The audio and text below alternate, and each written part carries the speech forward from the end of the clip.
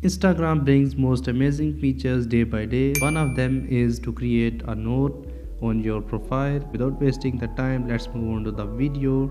Make sure to update and open your Instagram app. Click on open and head on to the messenger icon, and here under your profile picture you have a written note. Try leave a note here. Click on this plus icon to create a note. I am just writing this.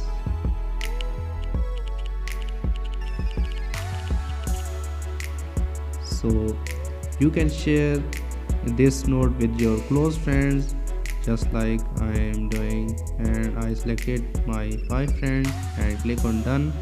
Or either you can share this note with your followers, that friend whom you follow back, so you can share notes with them. Click on this. So I am just creating with my followers. Click on this share button and see my note has been created.